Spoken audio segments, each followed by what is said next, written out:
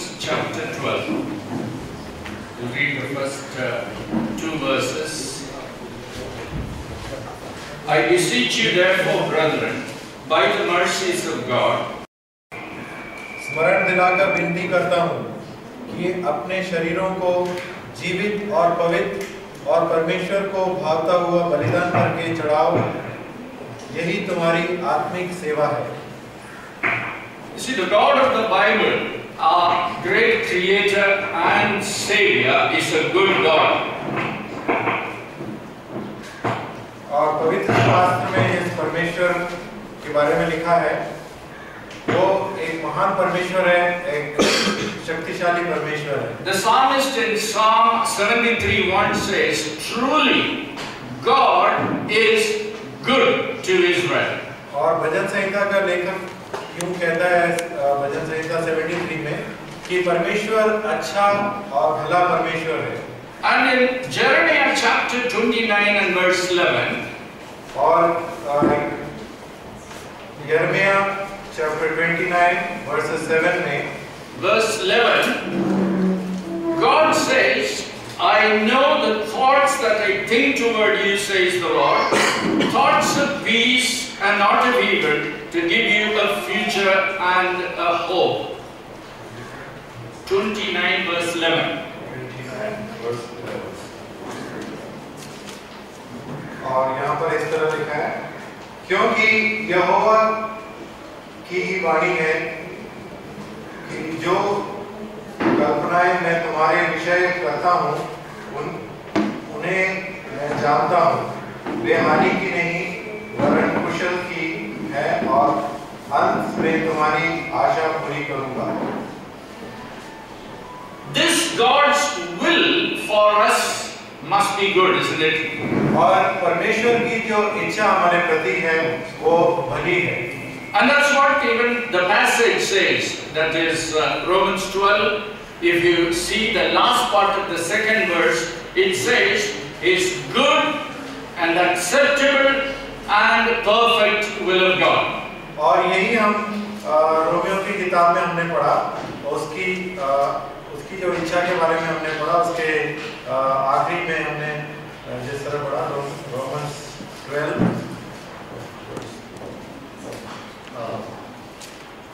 कि अपने शरीरों को जीवित और last part of verse 2. Or you just translate good, acceptable and perfect will. परमेश्वर को पवित्र, जीवित और भावता हुआ बलिदान करके चढ़ा। No.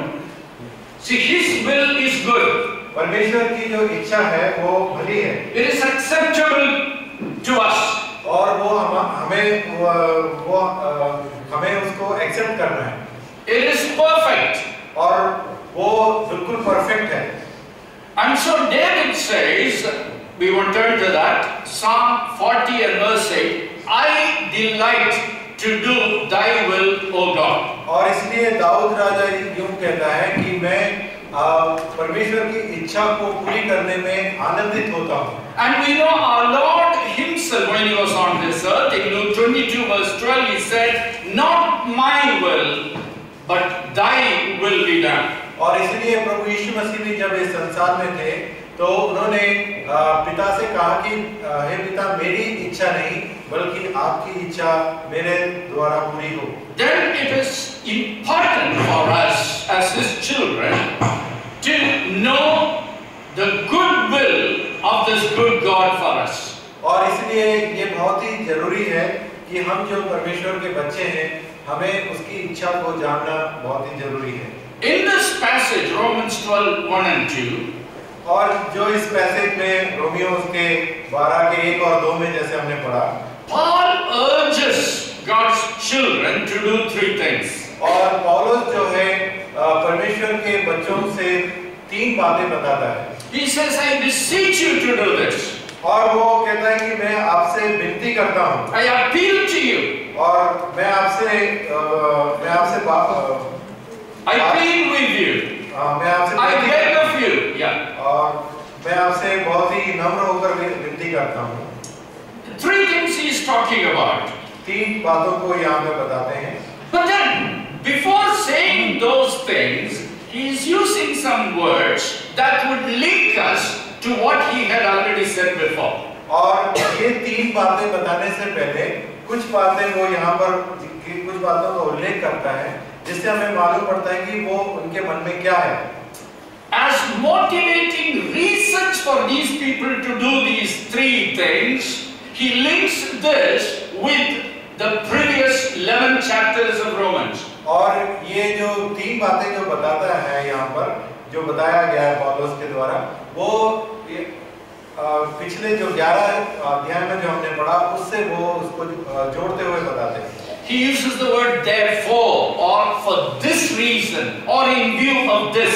और इसलिए उनका जो आरंभ जो है 12वें अध्याय का वो इस शब्द से है इसलिए। And then he also says by the mercies of God or by the compassions of God. और इसलिए वो कहते हैं कि परमेश्वर की दया से और उसकी मर्सी से। Because in the previous 11 chapters he had talked a lot about different acts of God's mercies. और इसलिए वो जो रोमियो के पूरे 11 चैप्टर्स में उन्होंने परमेश्वर के दया के अनेक बातों को बताया। He had talked about God's election. और उन्होंने परमेश्वर की बुलाहट के बारे में बताया। God's calling. और परमेश्वर ने कैसे बुलाया। God's propitiatory work. प्रायश्चित। परमेश्वर ने जो प्रायश्चित किया उसके बारे में। God's work of reconciliation. और परमेश्वर ने किस तरह हमें उसके साथ मिलाया। God's redemption. और परमेश्वर ने हमें किस तरह छुटकारा दिलाया। Justification. और उसकी धार्मिकता। सिद्धता। नहीं, that is counting us righteous in God's sight. और परमेश्वर किस तरह हमें निरंतर अपने सामने सिद्ध ठहराता है, धार्मिक ठहराता है, धार्मिक ठहराता है। And then sanctification. और निरंतर किस तरह हमें शुद्ध करता है। You know, each word is pregnant with a lot of meaning. और हर एक शब्द में जो है बहुत ही अर्थ छुपा हुआ है। And all these things are God's acts of mercy. और ये सारी बातें जो है परमेश्वर की दया का एक एक्ट है। Now we have no time to go into all that. और हमें समय नहीं होगा इन सब में जाने के लिए। Probably I will pick up just one common word, familiar word, redemption. और इसलिए मैं एक शब्द लूंगा जो जिसको बोलते हैं छुटकारा। And we would just see what this act of God's mercies meant. और इसमें परमेश्वर की जो दया है वो कैसे हमें समझ में आती है देखिए। And then this and the many other acts of kindness, he would ask them to remember and then be motivated to do the things he wanted them to do. और परमेश्वर चाहते हैं कि वो हम इस बात को समझें और याद रखें और हम इससे उत्साहित हो जाएं कि हम आगे वो जो हमें बताते हैं उसको करने के लिए। You see, God, when He created us, when He created man, He created us for a superior kind of life. और जब परमेश्वर ने हमारी रचना करी, हमारी जब सृष्टि की, तो उसने हमें एक बहुत ही विशेष कार्य के लिए हमारी सृष्टि करी। A life of joy, a life of freedom. और एक आनंद से भरे हुए जीवन के लिए और एक मुक्ति के जीवन, फ्रीडम के लाइफ के लिए हमें बनाया गया। But to be lived in full dependence on God. लेकिन हमें पूरी तरह से परमेश्वर के ऊपर निर्भर रहने के लिए भी बनाया गया। But man forfeited that joy, that freedom, that supreme kind of life.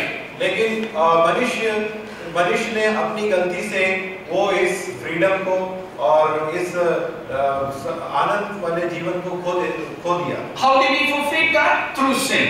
और उसने ये कैसे खो दिया? उसने पाप में पड़कर इसको खो दिया। And became slave to sin and Satan. और वो इस तरह से पाप और शैतान के अधीन वो उसका दास बन गया। We know God loved us still. और हम जानते हैं परमेश्वर आज भी हमसे प्रेम रखता है।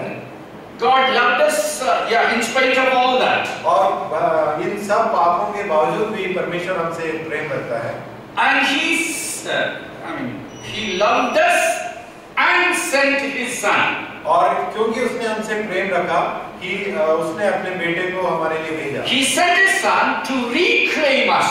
और उन्होंने अपने बेटे को भेजा कि हमें वापस अपने अधिकार में हमें उसे ले लें। To redeem us means to buy us back, paying a price. और हमें छुटकारा दिलाए, छुटकारा दिलाने का अर्थ है हमें हमारे पाप का जो पेमेंट है उसको देकर, हाँ, हमारा दाम चुकाकर हमें लेने के लिए उन्होंने अपने बेटे। And the price he paid was the blood he shed on the cross, or the life he laid down on the cross.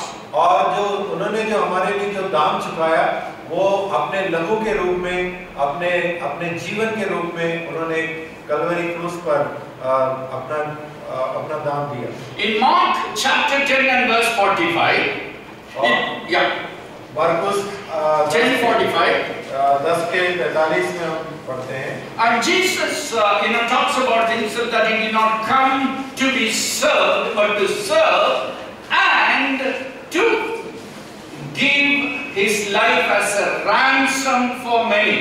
और यहाँ पर प्रभु यीशु मसीह यूं बोलते हैं कि वो इस संसार में इसलिए नहीं आए कि वो सेवा टहल करवाएं, लेकिन वो सेवा करने आए हैं और बहुतों के छुटकारे के लिए अपने प्राण को दे सके। That word ransom means that payment of a price. Originally it was used to free a prisoner of war or a slave. और यहाँ पर जो शब्द है छुड़ाना या छुड़ौती के लिए, उसके लिए एक दाम चुकाना पड़ता है और पहले इसका अर्थ था किसी कैदी को कुछ दाम देकर जेल से छुड़ाने के। In 1 Peter 1:18 and 19, और पहला पत्रस 1 उसके 18 और 19 में, there again he talks about paying the price and redeeming us, not with corruptible things like silver or gold, but with the precious blood of the Lord Jesus Christ, as of a lamb without blemish. He paid the price and bought us back. और पहले पत्रस में वो बताते हैं कि किस चीज से उन्होंने हमें खरीदा है, किस चीज से हमें छुटकारा दिलाया है। ये ऐसी वस्तु नहीं है जो नष्ट हो जाए और जो समय के साथ खत्म हो जाए, बल्कि ये ऐसी चीज जो कि बहुमूल्य, परमेश्वर के बहुमूल्य लहू से और रक्त से हमें छुड़ाया गया और खरीदा गया। There again, the point is that payment of a price. Some translations use the word "you have been ransomed." Some versions put it "you have been redeemed" or "you have been bought back." और यहाँ पर इसका अर्थ यही है कि किस तरह से हमें उन्होंने खरीदा, किस तरह से हमें छुटकारा दिलाया। And then in 1 Corinthians chapter 6 and verse 19, और पहला कुरिन्थियों 6:19 में, the last part of that verse says, "You are not your own." Just you are not your own. और वहाँ पे शब्द में यूं लिखा है कि तुम अपने स्वयं के नहीं हो। And verse 20, the first part says, "You were bought with a price." और 20 के शुरू में लिखा है, क्योंकि दाम देकर मोल लिए हो। You are not your own because you have been bought with a price. क्योंकि तुम अपने नहीं हो, क्योंकि तुम्हें दाम देकर खरीदा गया है। The purpose with which God paid the price and bought us, और परमेश्वर का जो उद्देश्य था, जिसके पीछे वो हमें अपना दाम देकर जो हमें खरीदता है, was that He might sanctify us, He might set us apart for Himself and for His purposes. और उसका परमेश्वर का उद्देश्य ये था कि वो हमें इन सारी चीजों से अलग करे, हमें शुद्ध करता जाए और अपने उस बहुमूल्य उपयोग के लिए हमें उपयोग करे। And He would make our bodies His dwelling place or His temple. और वो चाहता है कि हमारा शरीर जो है उसके रहने का, उसका निवास स्थान बने और उसका मंदिर बने। And that's what is in the first part of that verse 19. 1 Corinthians 6:19. The first part says, "Your body is the temple of the Holy Ghost." और इसलिए यहाँ पर 19 के शुरू में लिखा है कि तुम्हारा शरीर जो देह जो है वो पवित्र आत्मा का मंदिर है। When Jesus died in our place or for our sins, जब प्रभु यीशु मसीह हमारी जगह पर हमारे पापों के लिए मारे गए, our old man or our old nature died to sin. और हमारा जो पुराना मनुष्य है, हमारा जो पुराना स्वभाव है, वो पाप के प्रति मर गया। But when Jesus arose again, और जब प्रभु यीशु मसीह दोबारा जीवित हो उठे, a new man or a new nature in us rose to a life of righteousness. और जब प्रभु यीशु मसीह दोबारा जी उठे, हमारे अंदर भी एक नई जीवन, एक नया धार्मिक जीवन जाग उठा है। Please turn with me to Romans 6 and verse 11. और रोमन्स 6 के 11 में पढ़े हम। And it says, reckon yourselves to be dead indeed to sin, but alive to God in Christ Jesus our Lord. Romans 6:11. और रोमियो 6 के 11 में इस तरह से लिखा है,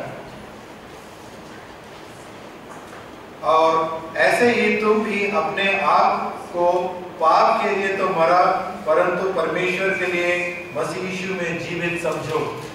Reckon yourself, count yourself, treat yourself as indeed dead to sin. और यहाँ पर लिखा है, ऐसा मान लो, ऐसा अपने आप को मान लो कि तुम मरे हो और पाप के प्रति मर चुके हो। In and through and because of Christ, you have died to your old nature and you have become alive to do righteousness. और ऐसा समझो कि तुम अपने पुराने स्वभाव के लिए, पुराने पापी स्वभाव के लिए मर चुके हो और प्रभु यीशु मसीह में नए जीवन में तुम जीवित हो। Now Paul is talking in chapter 12 verse 1 to those who have been so renewed, or those who had died with Christ but now alive, now living in Christ Jesus to do the three things that he mentions. और apostle Paul जो है, ये बातें जो है उन लोगों के लिए कह रहे हैं जो अपने पुराने स्वभाव, पापी स्वभाव के लिए मर चुके हैं और जो प्रभु यीशु मसीह में जीवित हैं, उनके लिए ये 12वें अध्याय में 3 बातें पौलुस जो है बता रहे हैं। What are those three things? और ये 3 बातें क्या-क्या हैं? We are going to consider this morning only one thing. और इन 3 बातों में से केवल एक बात को मैं आज सुबह आपके सामने रखूंगा। Yeah, the first one is he would tell them, present your bodies a living sacrifice. और पहली बात जो वो अपने लोगों से बोलते हैं, वो कहते हैं कि अपने शरीरों को जीवित as a living sacrifice. जीवित और पवित्र जीवित बलिदान करके चढ़ा। Yeah, and then the next one he says, be not conformed to this world. और दूसरी बात वो कहते हैं कि इस संसार के सदृश्य ना बनो। And then the third thing he says, be transformed by the renewing of your mind, by the way you think. Yeah. In second verse.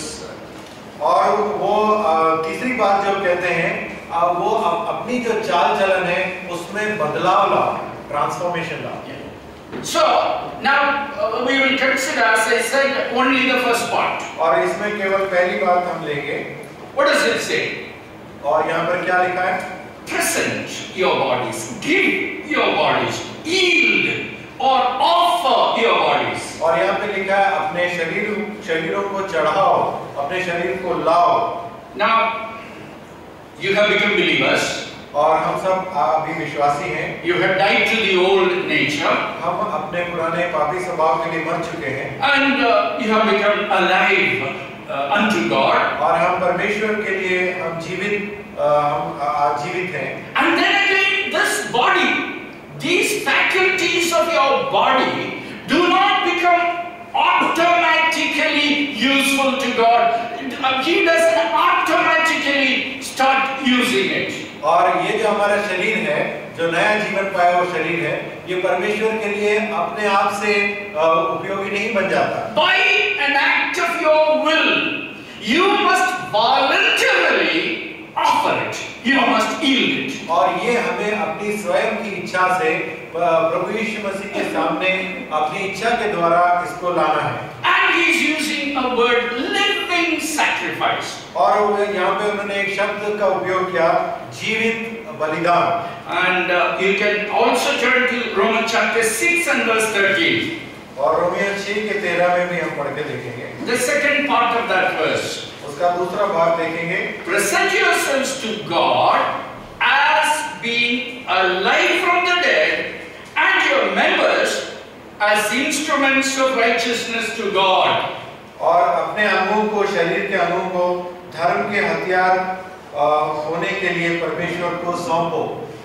Now this, as I have already explained, what does this living sacrifice mean? और जैसे मैंने पहले बताया, जीवित बलिदान होने का अर्थ क्या है? Living, that is life. Sacrifice always means death. और जीवित होना या जीवन होना मतलब जिसमें जीवन हो, और बलिदान यानी जो मर चुका होता है। So those whose bodies Apostle Paul is requesting to be presented or offered are those who must have undergone both the experiences of death and life. और अपोस्टल पॉल उनको संबोधित करते हैं जो कि जिसने मृत्यु और जीवन दोनों का अनुभव जिसने किया है। That old nature must have been put to death. और जिसका पुराना स्वभाव जिसने अपने पुराने स्वभाव को मार दिया। In Christ, because of Christ, because of his sacrifice. प्रभु यीशु मसीह के बलिदान के कारण जिसने अपने पुराने शरीर को मार दिया। And then because he rose again from the dead, they also could become in Christ alive unto God. और जो प्रभु यीशु मसीह के पुनरुत्थान के कारण पुनः जीवित होने के कारण वो व्यक्ति भी जो है फिर से जीवित है प्रभु यीशु मसीह में। If you are not regenerated or renewed, और यदि हम पुनर्जीवित नहीं हुए हैं, no use offering your bodies to God. तो अपने शरीर को परमेश्वर के सामने बलिदान करने का इससे कोई उपयोग नहीं है। God has no use of that. और परमेश्वर का इस शरीर से कोई उपयोग नहीं है। He wants living sacrifice. और वो जीवित बलिदान हमसे चाहता है। Okay. Now this living sacrifice is different from the dead sacrifice of slain animals offered in the Old Testament. और ये जो जीवित बलिदान है, ये उन बलिदानों से अलग है जो जिसमें मरे हुए जानवरों का मांस जो है बलिदान दिया जाता था। It is also different from the sacrifice of atonement which Christ alone could offer. और ये पुराने नियम में जो पाप की शुद्धि के लिए जो बलिदान किया जाता था शुद्धि के लिए, उससे भी अलग है। वो नहीं, and it is also different from the sacrifice of atonement which Christ offered. Christ alone could offer in the New Testament. और ये प्रभु यीशु मसीह के द्वारा जो प्रायश्चित जो उन्होंने जो किया क्रूस पर, उससे भी अलग है और ये केवल प्रभु यीशु मसीह में हो सकता है। Yeah, it is not the dead sacrifice of the Old Testament. ये पुराने नियम में जो मृत्यु पाए हुए बलिदान के समान नहीं है। It is not the atoning sacrifice of Christ in the New Testament. It is not that. और ये प्रभु यीशु मसीह का जो नए नियम में जो बलिदान है उसके समान भी नहीं है। And thus you may say it is the sacrifice of acknowledgement, grateful acknowledgement. और ये जो बलिदान है हमारा द्वारा जो बलिदान है, ये एक उस अंगीकार करने का बलिदान है परमेश्वर को हम किस तरह से स्वीकार करते हैं। How? What do we acknowledge? हम क्या स्वीकार करते हैं? I was dead in sin. हम ये मान लेते हैं कि मैं पाप में मर चुका हूँ। I had no hope. और मुझे कोई उम्मीद नहीं थी। But God loved me. और क्योंकि परमेश्वर ने मुझसे प्रेम रखा, God sent His Son. परमेश्वर ने अपने इकलौते बेटे को And because of the death of Christ, और क्योंकि परमेश्वर के पुत्र के बलिदान के कारण I could die unto sin, the old nature. मैं अपने पाप के प्रति मरने के लिए मैं समर्थ हूँ। And because No, I had died to sin, and because of Christ, I am made alive now. और प्रभु यीशु मसीह के कारण मैं आज जीवित हूँ. So I acknowledge the works of mercy which God had performed for me. और इसलिए मैं उन सब बातों को मानता हूँ जो परमेश्वर ने मेरे लिए किया है. And I realize I do not belong to myself any longer. और मैं ये समझता हूँ कि मेरा जो शरीर है, मैं जो हूँ अपने लिए नहीं हूँ. He has bought me with a price. और परमेश्वर ने मुझे खरीद लिया. I belong to Him. और मैं उसका हूँ. And so I would like to gratefully offer my body, all the faculties of it, to be used by Him who bought me. और इसलिए मैं स्वयं की इच्छा से अपने पूरे शरीर को और अपने सारे फैकल्टीज को मैं परमेश्वर के प्रति मैं देना चाहता हूँ. It is a living sacrifice. और ये एक जीवित बलिदान है. It is a holy sacrifice. और ये एक पवित्र बलिदान है. Again the same thing. It is not like any other thing which is offered to any other person. It is very special. It belongs to Him. He has bought it, and I offer to Him exclusively for His use. और ये फिर से मैं कहता हूँ कि दूसरे बलिदानों के समान नहीं है. ये बहुत ही पवित्र बलिदान है जो कि केवल उसी परमेश्वर सिर्फ उसी के लिए मैंने रखा है और मैंने ऑफर किया है. And it is an acceptable sacrifice. और ये परमेश्वर के नजर में भावता हुआ बलिदान है. If it is a living sacrifice, और ये अगर एक जीवित बलिदान है, if it is set apart exclusively for God, और ये सिर्फ परमेश्वर के लिए अलग रखा हुआ बलिदान है, then it becomes fit for acceptance by God. He accepts. तो ये उसके लिए सही ठहरता है, परमेश्वर के सामने इसे भावता हुआ ठहरता है. You see, in these two verses, the word acceptable comes in two different places. और ये परमेश्वर के प्रति भावता हुआ जो शब्द है, दो जगह दो तरीके से बोला जाता है. The will of God, acceptable will of God. The will of God is acceptable to us. और it is good will. It is perfect will, acceptable to us. परमेश्वर की जो इच्छा है, वो परफेक्ट, वो भली इच्छा है और वो हमें पूरी तरह से हमें मान्य है. But here, the word acceptable, it means something else. What I offer as living sacrifice, as holy sacrifice, is acceptable to God. It is fit for His acceptance. और यहाँ पर जो बलिदान की जो बात कही है, ये परमेश्वर के लिए भावता हुआ परमेश्वर है, भावता हुआ बलिदान है, जो कि जिससे परमेश्वर प्रसन्न है. Now I want to focus on a few things. You know, this word living sacrifice should practically mean. और ये जो जीवित बलिदान का सही अर्थ अपने दैनिक जीवन में क्या अर्थ है, मैं आपको बताना चाहता हूँ. If you and I offer our bodies as living sacrifice, it would mean many of the bodily appetites that we have, we must be prepared, we must be willing to deny as required by God. और यदि जीवित बलिदान से हम क्या समझते हैं ये देखे जाए, तो हमारी कई जो शारीरिक इच्छाएं हैं, हमें उसको त्याग करने के लिए तैयार रहना है. Our bodies have appetites. हमारे शरीर की इच्छाएं हैं, कई इच्छाएं हैं. Not all are necessarily sinful. और ये सारी इच्छाएं जरूरी नहीं है कि ये पाप से लिप्त हो. Even that which is normally good and even necessary, God, for fulfilling His purposes, sometimes may expect us to deny that. और कई इच्छाएं जो हैं, जो बिल्कुल जिसमें जो पाप में नहीं है, ऐसी इच्छाएं भी जो हमारे लिए, कई इच्छाएं जो हमारे शरीर के लिए आवश्यक है, कई बार परमेश्वर ऐसी इच्छाओं को भी हमसे दूर रखने को कहता है. For example, rest, sleep, rest. It's a very legitimate requirement. और जैसे उदाहरण के लिए नींद लेना और आराम करना, That's ये इसमें ये एक हमारे शरीर के लिए जरूरी है। Now you look at Luke 6 and verse 12.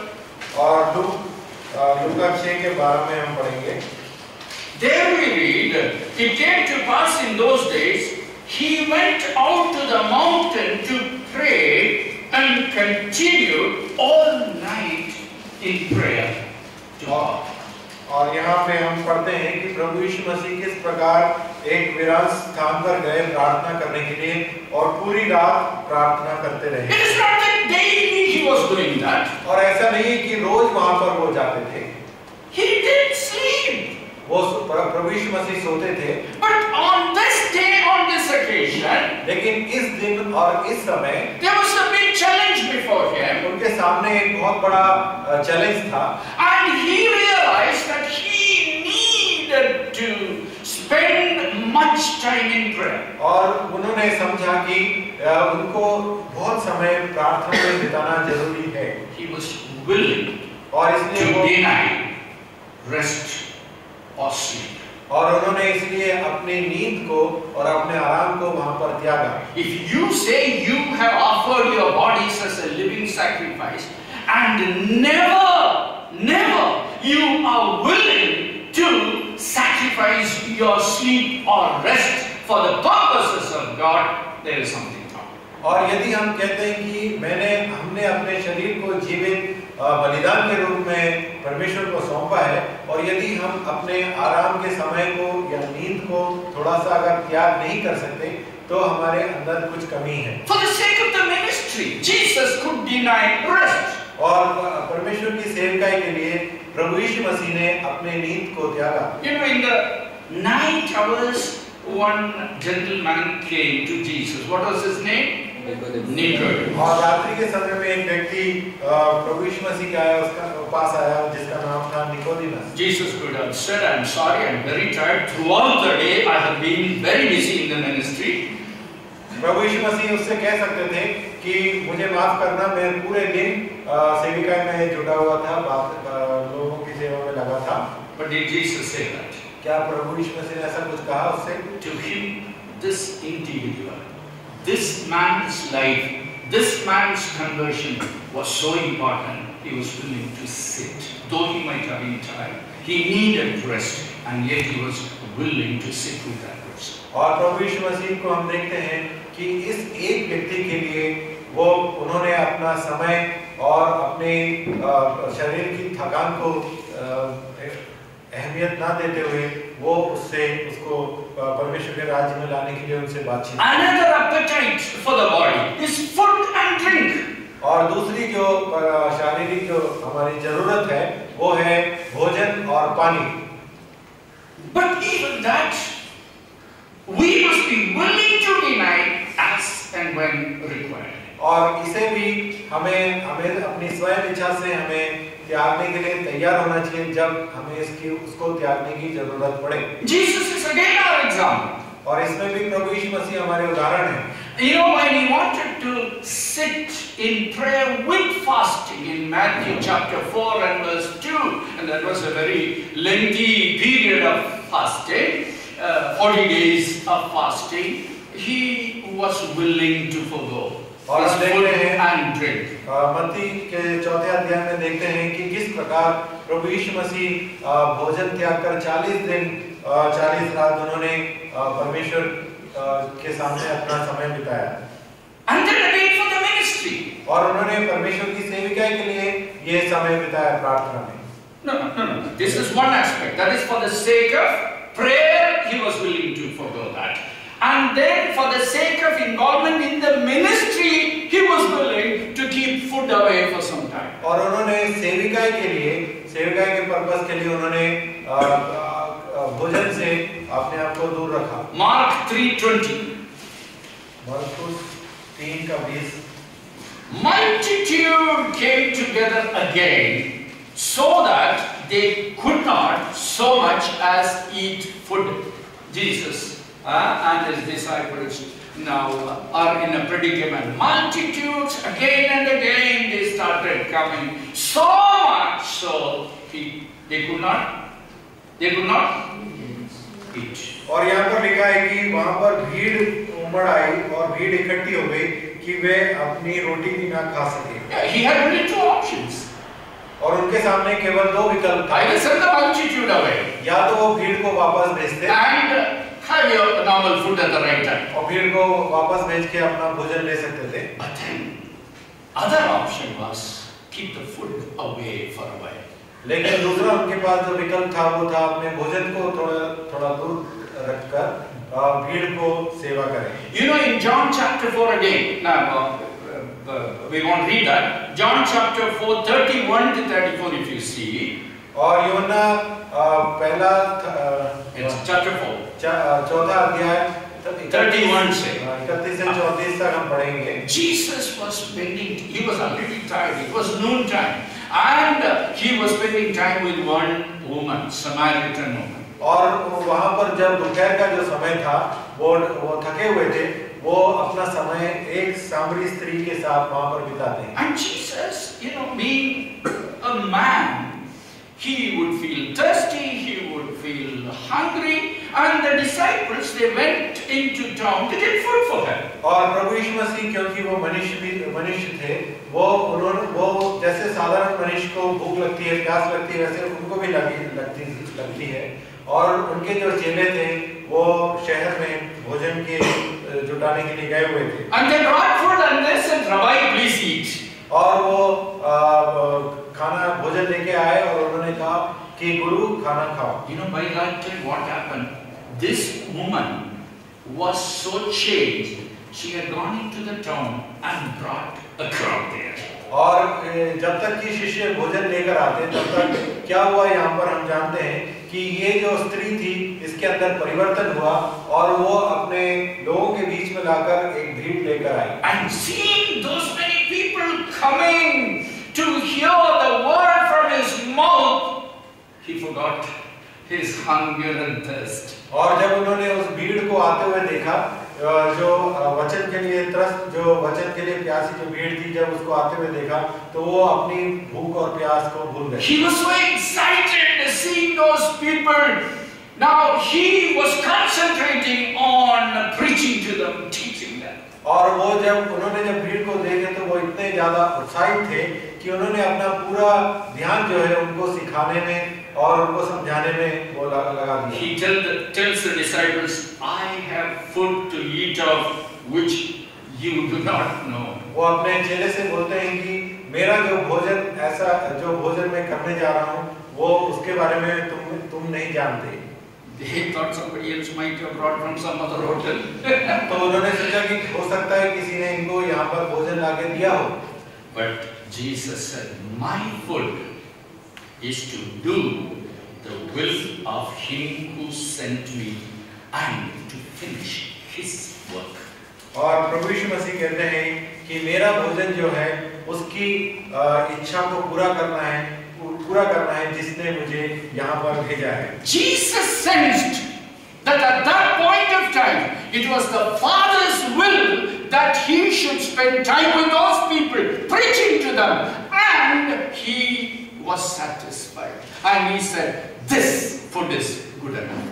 और प्रभु यीशु मसीह ने ये समझ लिया कि उस समय और उस क्षण उनको सबसे जरूरी था कि उन लोगों की जो प्यास है, जो उनकी इच्छा है, जो उनको वचन देना और उनको परमेश्वर के राज्य के बारे में बताना, वो ज्यादा जरूरी समझा और अपने भोजन से वे दूर रहे। Not only Jesus, men of God. Now, like Paul the Apostle in 2 Corinthians 11 and 27. We won't read that. Yeah, 2 Corinthians 11:27. दूसरा कोरिन्थियों 11:27 में हम पौल को देखते हैं। There he talks about being in hunger.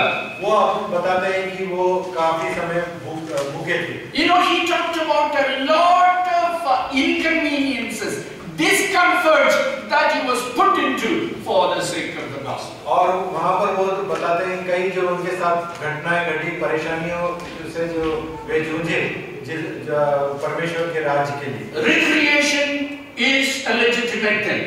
और recreation ठीक है, समझते हैं। Okay. And but sometimes if God wants you to give up a little bit of that for the sake of the kingdom, are we prepared? और हमारे जीवन में क्या हम अपने जो समय है जो हम रिक्रिएशन में बिताते हैं, क्या उसमें से कुछ समय त्यागने को हम तैयार हैं? Not always. हमेशा नहीं। There are times when the Spirit of God, if He is given the freedom, He will move you away from that place of recreation to be engaged in the work of God. और कई बार हम ऐसे चीजों में उल्लासित होते हैं जिसमें हम आनंदित रहते हैं। ऐसे भी बातों से परमेश्वर कभी-कभी हमें बुलाता है कि हम ऐसे चीजों से भी दूर आकर उसकी इच्छा को पूरी करें। Are we willing to deny certain comforts in life? When we are sick, we look for special care, and if you don't get that care, are you able to still go on engaged in the work of God? और कई बार हमारे जीवन के कुछ सुख और आराम को क्या हम त्यागने को तैयार हैं? जैसे हम कभी बीमार हो तो हम चाहते हैं कि हमें अच्छे से अच्छा फैसिलिटीज मिले, और ऐसे में भी क्या हम तैयार हैं कि जब परमेश्वर को बुलाए तो ऐसे भी अवस्था में हम उसके कार्य के लिए तैयार रह सकते हैं क्या? One more area where you have to deny. और ऐसा एक और क्षेत्र है जिसको हमें त्यागना है। S-E-X, sex. और सेक्स के एरिया में भी हमको अपने आप को डिनाई करना है। It is a bodily appetite. और ये भी शरीर की एक इच्छा है। Nothing wrong. और इसमें भी कोई गलत नहीं है। But as children of God, और परमेश्वर के जब हम बच्चे हैं, the Bible talks about at least two restrictions. और परमेश्वर के वचन में where you have to deny. दो चीजों का निषेध के बारे में लिखा है। I'm sure you are familiar with that. और वो आप जानते होंगे क्या है। But I must remind you. लेकिन मुझे आपको स्मरण दिलाना है। One is pre-marital sex. और and the other one is extra-marital sex. और पहला है कि शादीशुदा होने के पहले यौन संबंध, और दूसरा है शादी के बाद अन्य स्त्रियों के साथ यौन संबंध। If you have offered your body as living sacrifice, यदि हमने अपने जीवन को जीवित बलिदान के रूप में ऑफर किया है, and then if you are not able to deny sex in these two areas, और यदि हम अपने आप को ये दो क्षेत्र में अपने आप को निषेध नहीं कर सकते अपने आप को, you will not be able to discern the will of God. तो हम कभी भी परमेश्वर की इच्छा को जानने के योग्य नहीं बन पाएंगे। Let's be very clear about it. और हम इस बात पे हम बिल्कुल स्पष्ट रहें। There are areas where we must consciously say no. और ऐसे क्षेत्र हैं हमारे जीवन में, ऐसे एरियाज हैं जिसमें हमें बिल्कुल पूरे होश में उसको नहीं कहना है, नो कहना है। Take a conscious decision now. और ऐसा एक डिसीजन, निर्णय अभी हम लें। Lord, with your help, और परमेश्वर तेरी मदद से I will deny premarital sex. मैं शादी के पहले जो भी यौन संबंध है मैं उसका निषेध करता हूँ। I will deny extramarital sex. और मैं जो यौन संबंध जो शादी के बाद है वो भी मैं डिनाई करता हूँ, उसका भी निषेध करता हूँ। With these sort of things put before you, if you have understood what it means to offer your bodies as a living sacrifice, you know what that portion says, this is only a reasonable service. और यदि हम इन सब चीजों को ध्यान में रखते हुए अपने शरीर को जीवित बलिदान के रूप में जब हम ऑफर करते हैं, जब हम देते हैं, तो ये परमेश्वर के सामने भावता हुआ बलिदान है। It is an intelligent service. It is a rational service. It is an act of your reason, which you voluntarily do. और ये एक समझदारी की बात है कि हम जो ऐसा कार्य करते हैं ये हम अपनी इच्छा से ये बलिदान कर रहे हैं। Now, one sentence, carefully listen. Presenting of body is proof of dedication of your soul to God. और अपने शरीर को परमेश्वर के सामने समर्पित करना, पूरी तरह से समर्पित करना, ये उसका संकेत है that you have dedicated yourself, your soul already to God. ये उसका संकेत है कि हमने अपनी आत्मा को परमेश्वर के सामने अर्पण कर दिया है। Don't say I have dedicated my life to God, my soul is dedicated to God, but my body is still not offered as a living sacrifice. और ऐसा कभी ऐसा ना बोले कि मैंने अपना जीवन, मैंने अपनी आत्मा परमेश्वर के लिए समर्पित किया हुआ है और अपना शरीर जो है मैंने समर्पित नहीं किया। Presenting of your body and all the faculties of the body is proof that your soul, yourself is already dedicated to God. अपने शरीर को परमेश्वर के सामने जीवित बलिदान के रूप में त्याग करना, ये इसका प्रूफ है या संकेत है कि हमने अपने आत्मा को परमेश्वर के सामने अर्पित किया है। No wonder then that this act of yours is called in some translation spiritual worship. और ये जो हमारे जो क्रिया है, जो एक्ट है, ये इसको हम बोलते हैं आत्मिक आराधना। Yeah. Offering up of your bodies as living sacrifice is a reasonable service. It is a spiritual worship. और ये एक आत्मिक आराधना है, ये परमेश्वर के लिए भावता हुआ आराधना है। Acceptable to God. और ये परमेश्वर इससे प्रसन्न होता है। Dear ones, at the start of this conference, और प्रियजनों, इस कॉन्फ्रेंस के आरंभ में my desire and my prayer will be मेरी इच्छा और मेरी प्रार्थना ये होगी that those of you who are present now, जो भी यहाँ पर आज मौजूद हैं, you would say to God, Lord, I offer my body as a living sacrifice. और मेरी इच्छा है कि हम ये प्रार्थना करें कि हे परमेश्वर, हम अपने शरीर को एक जीवित बलिदान के रूप में अर्पित करते हैं। It will be holy. It will be set apart only for you. This body and the faculties of this body will not be available now on for anybody else, any other purpose. और हम ऐसा प्रार्थना करें कि ये जो हमारा जो शरीर है, ये किसी और काम के लिए या किसी और इच्छा के लिए नहीं रखा जाएगा। इसको अलग कर कर परमेश्वर की सेविकाई के लिए हमने इसको अर्पित किया है।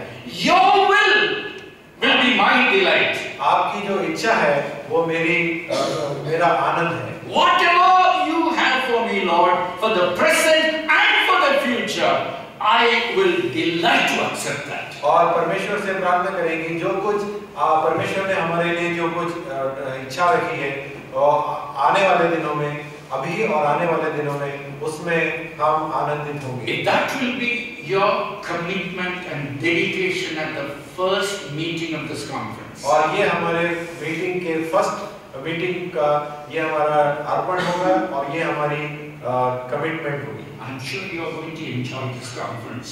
और मैं जानता हूँ कि आप निश्चित हूँ कि आप इस कॉन्फ्रेंस का आनंद लेंगे।